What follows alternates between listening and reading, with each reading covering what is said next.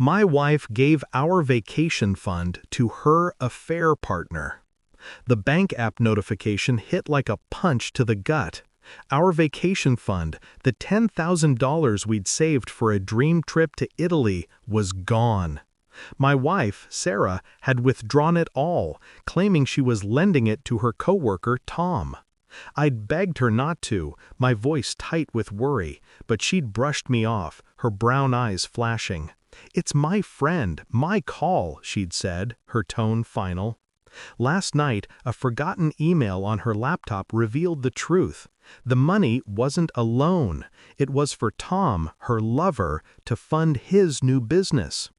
Our dream, our future, vanished in a betrayal that left me reeling in our San Diego home.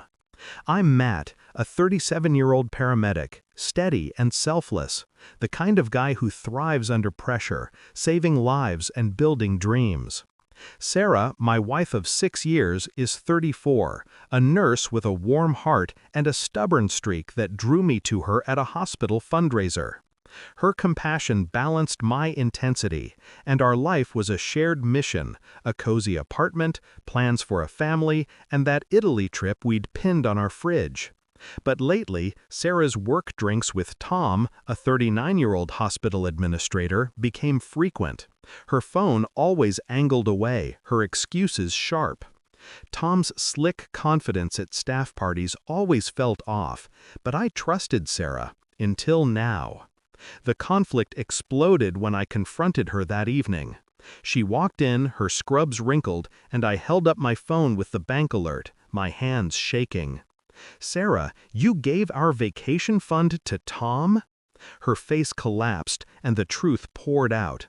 She'd been having an affair with Tom for months, funneling our savings into his startup, believing his promises of a shared future. "I thought it was an investment," she sobbed. "He said he loved me, Matt." Her words were a knife, twisting with every excuse. Our Italy trip, our late-night talks of Rome's cobblestone streets, traded for a lie. I didn't yell. "You gave him our dream," I said, my voice low. "You chose him." I grabbed my duffel bag and left, her tears echoing as I drove to a colleague's place, the Pacific's roar distant in my ears. The weeks that followed were a blur of pain and clarity. I stayed with my coworker Alex, sleeping on his couch, replaying our marriage. The double shifts I'd taken to save for Italy, the way Sarah's hugs once eased my stress. Her texts came fast. "Matt, I'm so sorry, I love you." Her siblings called, their voices heavy. "She's a wreck," her brother Jake said. "She needs you." Her sister, Lily, met me at a cafe, pleading, "Let it go, Matt. She made a mistake." But their words couldn't erase the truth. Sarah had drained our savings, our trust, for a man who didn't care. I questioned myself. Were my long hours, my focus on our future, too much? But no, she'd chosen to lie, and that was her burden, not mine. My emotional journey was a grueling climb through betrayal and self-discovery. I loved Sarah, her gentle touch, the way she'd sing off-key in the shower, our shared dream of Italy. But love couldn't survive this. I started writing letters I never sent, pouring out my hurt and anger. Alex, blunt as always, said, "She stole from you, Matt. You don't owe her a second chance." I saw a therapist, Dr. Ruiz, who helped me separate my worth from her choices. "You're not her savior," she said. "You're allowed to heal." I began surfing again, the ocean's rhythm grounding me. I wasn't just Sarah's husband, I was Matt, and I deserved honesty. I stopped answering her calls, not out of spite, but to protect my heart. The twist came 6 weeks later when Tom's ex-wife, Karen, contacted me. We met at a beachside diner, her hands clutching a folder. "Matt, you need to know," she said, her voice steady. "Tom hadn't just taken Sarah's money. He'd conned 2 other women, promising each a stake in his business while siphoning their funds for personal gain." Karen showed me bank records and texts where Tom mocked Sarah's desperate trust, planning to disappear once the money dried up. Sarah thought she was building a future with him, but she was just another victim in his scheme. The revelation didn't ease my pain, it deepened it. Sarah hadn't just betrayed me, she'd been played, her choice built on a con man's lies. I met Sarah one last time, in our apartment, now stark with my medical gear and photos packed away.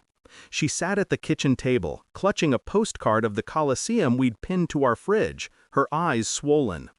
"Matt, I'll pay it back," she whispered. "Tom lied to me. I love you." Her voice cracked, but I saw her clearly now, a woman who'd traded our dream for a fantasy.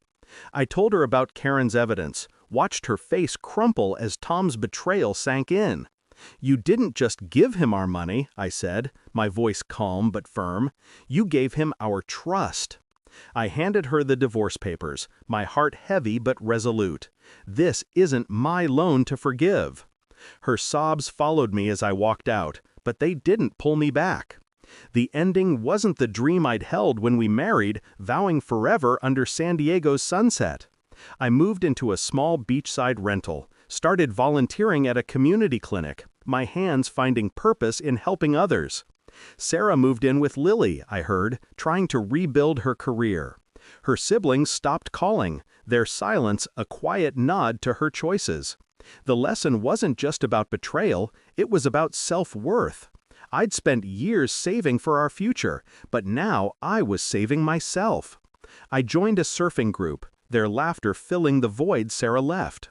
Her affair stole our vacation fund, but it freed me to rediscover my strength. As I surf the Pacific now, the waves crashing under a golden sky, I carry the scars of her betrayal, but also the freedom of my choices. I don't hate Sarah, I pity her, caught in her own mistakes and Tom's deception. Trust is fragile, and I won't give it lightly again. I'm not the man who begged her to protect our savings. I'm Matt, whole and moving forward. The ocean stretches wide before me, and the horizon is mine, and that's everything.